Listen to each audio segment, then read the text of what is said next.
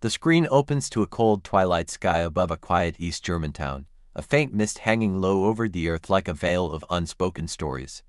The camera glides slowly across rows of concrete apartment blocks, their windows glowing softly with the warmth of evening lamps. Somewhere in the distance, a lone factory hums, its machines echoing through the stillness.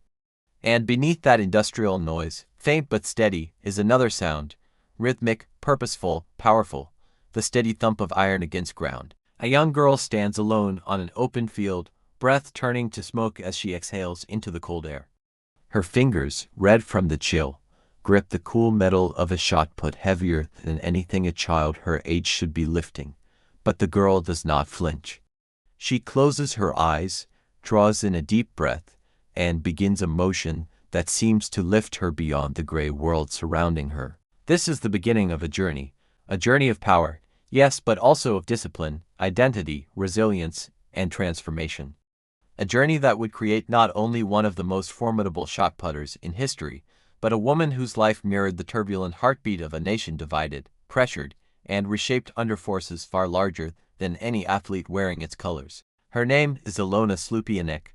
Before she stood beneath the bright lights of Moscow's Lenin Stadium, before she lifted the weight of a nation's expectations in her hands and hurled it farther than any other woman on earth, she was simply a child of the German Democratic Republic, sharp-eyed, stubborn, and carved from the same granite-like resolve that defined her upbringing. The world she entered was one where strength was not only admired but required.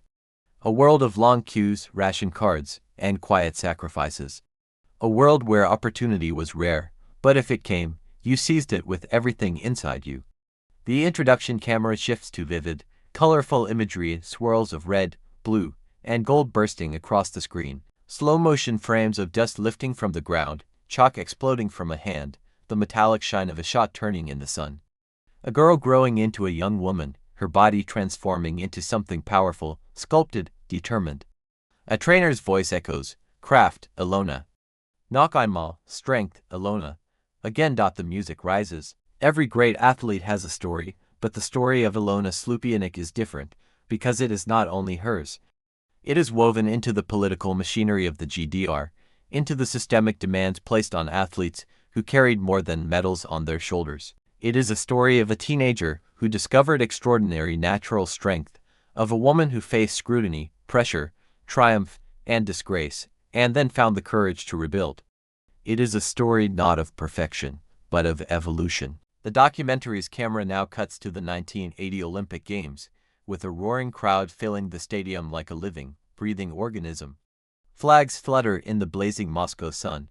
A single woman steps into the throwing circle, her eyes steel-sharp, the muscles in her arms carved like a sculptor's masterpiece. This is Ilona, not the child learning to throw in a cold field, but the champion forged through years of sweat, discipline, and relentless training. The shot glints in her palm. She turns, she breathes, she throws. And in that moment, time seems to stop. But to reach this moment, to reach greatness, she had endured personal storms, political shadows, heartbreak, punishment, and redemption. She had faced isolation, expectation, and controversy. She had rebuilt herself when the world doubted her. And she had emerged from the fire stronger, wiser, and unmistakably human. This is her story. A story told not as a history lesson, but as a cinematic, breathing portrait of a woman whose life carried both triumph and burden. A woman whose power was undeniable, whose discipline was unparalleled, and whose journey remains one of the most compelling in track and field history. Now, the camera descends into the past, into childhood, into struggle, into ambition, and the story begins. The path to the 1980 Olympic Games was not simply a training cycle, it was an emotional pilgrimage. Every morning, before the sun had even brushed the rooftops of New Brandenburg, Ilona walked into the weight room with a precision that bordered on ritual. The metallic scent of iron greeted her like an old, loyal companion. She wrapped her hands in chalk, rolled her shoulders, and began her routine. Clean lifts, power pulls, deep squats that sent vibrations through the floorboards, explosive medicine ball throws that echoed through the corridors. Coaches watched her with a mixture of awe and expectation. There was something unmistakable in her demeanor, something quieter, deeper, steadier than before. Her strength was no longer loud. It was controlled, refined, anchored by the lessons of her past. Outside of training, life took on a warmer hue. She had married Hartmut Briesenik, a towering shot put Olympian with a gentleness that balanced her intensity. He understood the demands of the sport. He understood the pressure of the system. With him, Ilona found a rare sense of ease, someone who could see her not just as an athlete, but as a human being navigating a world of extraordinary weight. In evenings, after practice left her muscles trembling and her lungs raw, she sometimes sat with Hartmut on a quiet balcony overlooking their street. They drank tea, talked about competitions, teased each other about technique, and imagined what life might look like when their bodies could no longer withstand the grinding force of shot put. She rarely allowed herself to look too far ahead, but these moments gave her permission to dream beyond medals. Still, her destiny was calling louder each day. By the time the Olympic year arrived, Ilona was in the best shape of her life. Her throws in training were landing at distances that once seemed fantastical, but she carried the knowledge that an Olympic Games was not won in practice, it was won in the circle, under the weight of millions of eyes, under the pressure of representing an entire nation. Moscow greeted her with heat-thick, relentless heat that clung to the skin and made even warm-ups feel like endurance tests. The stadium buzzed like a living organism, vibrant with languages, flags, and the rumble of expectation. The GDR delegation moved with military precision, their expressions steeled, their strides unified. Ilona walked among them, yet she felt both part of the machine and something distinctly apart from it. On the day of competition, the sky stretched cloudless above Lenin Stadium.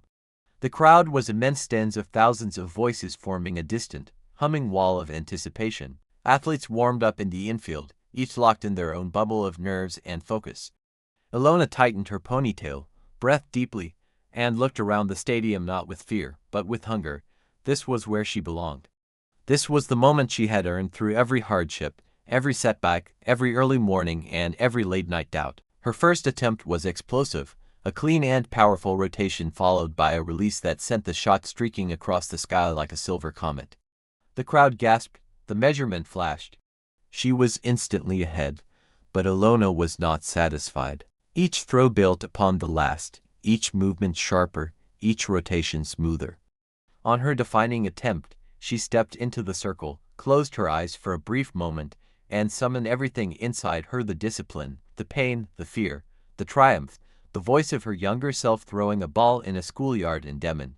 She exhaled, coiled like a spring, and unleashed the throw with a roar so primal it startled even her rivals.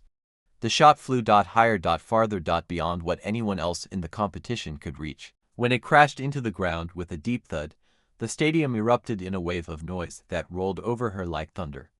The scoreboard confirmed it: Ilona Slupianek, Olympic champion. A gold medal, a national record, a defining moment that would etch her into the history of athletics. As she stood on the podium, the medal heavy around her neck, the GDR flag rising into the Moscow sky, she felt a strange blend of pride and exhaustion. The anthem played, the camera zoomed in, and the world saw only her triumph. But Ilona felt something deeper: a sense of arrival, of validation, of closure for the wounds she had carried since 1977. The girl who had been shamed, criticized, doubted, now stood at the very top. Yet even in glory, she knew that athletic careers are not endless.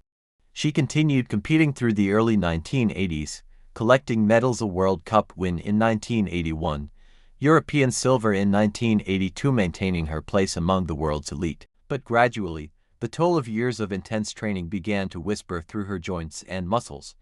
Each season became a negotiation between ambition and the realities of her body. There were moments she pushed too hard, moments she felt her strength slipping, moments when younger athletes emerged with fresh energy and unscarred resilience. But Ilona never resented them. She understood the cycle of sport. She had been the hungry young newcomer once, years that now felt simultaneously distant and painfully close. By the mid-1980s, she stepped back from the competitive world she had dominated. Retirement wasn't a moment, it was a gradual acceptance, a gentle surrender to time. She transitioned into roles that kept her connected to athletics, guiding younger athletes, sharing her technical knowledge, offering advice shaped not only by victory but by pain, redemption, and perseverance. In quieter moments, she reflected on the contradictions of her era: the pressure, the structure, the system that built her into a champion but demanded sacrifices few outside understood. She knew her legacy would always be complicated, but she also knew the strength she found within herself was real and earned. Her story was not one of perfection, it was one of resilience. In the years that followed, she lived more privately. She built a life that did not depend on applause. She found fulfillment in the small routines of everyday existence, walking through parks, sharing meals with friends, supporting the next generation of throwers, and looking back at her own journey with a kind of sober gratitude. And through it all, one truth endured: she had risen, fallen, fought, and risen again. She had carried the weight of expectation and hurled it farther than anyone thought possible. She had proven that strength is not merely a physical attribute, it is a choice, a decision, a fire inside that refuses to go out. Her name remains etched in the history of track and field not only because of the distances she threw, but because of the life she lived: messy, powerful, human, unforgettable. A story forged not in perfection, but in perseverance. And now, her journey becomes inspiration for countless viewers, athletes, dreamers, and believers, those who know that the path to greatness is rarely smooth, but always worth walking. She reminds us that even when the world doubts you, even when you stumble, even when your past casts shadows across your path, you can rise with a force that shakes the ground. You can reclaim your story. You can redefine your future. You can throw farther, always farther than what others believe is possible. If Ilona Slupianek's journey moved you, her strength, her struggle, her resilience, then don't let her story end here. At Behind the Medal, we honor the athletes whose lives were larger than the arenas they competed in. Their stories remind us of power, passion, and the human spirit's ability to rise against all odds. So if you felt inspired today, make sure to like, share, and subscribe.